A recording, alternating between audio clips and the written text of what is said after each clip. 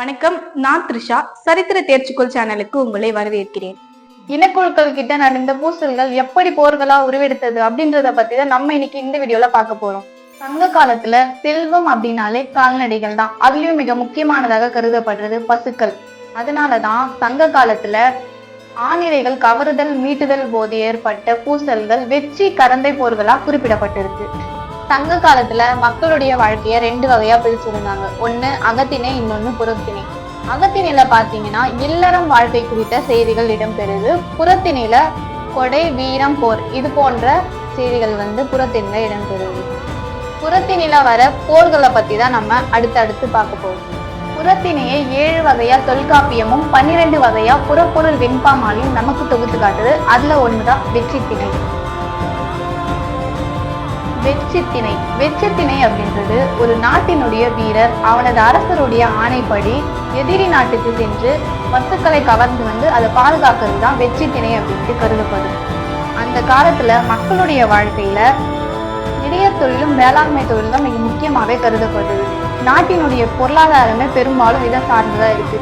அதனால ஒரு நாட்டுடைய ஆணிரைகளை கவர்ந்தாலே அந்த நாட்டை பொருளாதார ரீதியா தாக்குவதா கருதப்பட்டிருக்கு. போர் தொடுக்கிறதுக்கு முன்னாடி ஒரு நாட்டுடைய ஆணிரைகளை கவர்வதுதான் போரினுடைய முதல் நடவடிக்கையாவே இருக்கு. இந்த போர்ல ஈடுபடும் வீரர்கள் போருக்கு போகிறதுக்கு முன்னாடி வெற்றி போய் அணிவதால் இந்த திணைக்கு வெற்றி திணை அப்படின்ற பெயர் வந்ததா சொல்லப்பட்டிருக்கு. வெற்றி அப்படின்றது ஒரு வகையான மரம், சிவப்பு நிற பூக்களை கொண்டது. புறத்திணைகள்ல வெற்றிக்கு அடுத்து வரதுதான் கரந்தை திணை. இந்த கரந்தை திணை பாத்தீங்கன்னா வெற்றிக்கு அப்படியே எதிர்மாறானது. ஏன்னா பகைவர் கவர்ந்துட்டு போன ஆணிரைகளை மீட்டுட்டு வர்றதுதான் கரந்தை திணை அப்படின்ட்டு சொல்லப்படுது. போர்ல கரந்தை பூவை அணிவது வழக்கமாய் இருந்ததுனால இந்த திணைக்கு கரந்தை திணை அப்படின்ற பெயர் வந்ததா சொல்லப்பட்டிருக்கு. கரந்தை அப்படின்றது ஒரு வகையான பூண்டு வகையை சேர்ந்தது. அடுத்து பார்க்க போறது வஞ்சித்திணை. நாட்டை விரிவாக்கம் செய்யும் நோக்கத்தோட அரசன் போர் தொடுக்கும் நடவடிக்கைகளில் ஈடுபடுவதுதான் வஞ்சித்திணை அப்படின்ட்டு தொல்காப்பியத்துல குறிப்பிடப்பட்டிருக்கு. அடங்காத மண்ணாசை காரணமாகவோ இல்லைன்னா பகை அரசனுடைய சறுக்கை அடக்கணும் அப்படின்ற காரணத்தினாலேயோ அரசன் போர் தொடுப்பது வஞ்சித்திணை அப்படின்ட்டு கருதப்பட்டிருக்கு. வீரர்கள் வஞ்சி போய் அணிவது வழக்கமாக வச்சுட்டு இருக்கிறதுனால இந்த திணைக்கு வஞ்சித்திணை அப்படின்ற பெயர் வந்திருக்கு. அடுத்து பார்க்க போறது காஞ்சி திணை. போர் முறையில காஞ்சி திணை அப்படின்றது தன் நாட்டை தாக்கி அரசர்கிட்ட இருந்து தன்னை விடுவித்துக் கொள்ள போராடுவது அப்படின்ட்டு புறப்பொருள் வெண்பாமாலை 61ல சொல்லப்பட்டிருக்கு. நாட்டின் மேல் படையெடுத்து வரும் வஞ்சி மலர் சூடிய வீரர்களை காஞ்சி திணை வீரர்கள் நாட்டு எல்லையில தடுத்து நிறுத்துவாங்க. இவ்வீரர்கள் காஞ்சி பூ மாலையை சூடி செல்வர். அடுத்து பார்க்க போறது நொச்சி திணை. நொச்சி திணை அப்படின்றது தன்னுடைய மண்ணை காப்பதற்காக கோட்டைகள் கட்டப்பட்டு கோட்டைக்குள்ள இருந்தே போரிடுவதுதான் நொச்சி திணை அப்படின்ட்டு சொல்லப்பட்டிருக்கு. இந்த வீரர்கள் நொச்சி போய் அணிவதால் இந்த போருக்கு நொச்சி திணை அப்படின்ற பெயர் வந்திருக்கு. அடுத்து பார்க்க போறது உழிஞை திணை. உழிஞை திணை அப்படின்றது பகைவர் நாட்டின் மீது படையோடு சென்று மதிலை வளைத்து போரிடுவதுதான் உழிஞை திணை அப்படின்ட்டு சொல்லப்படுது.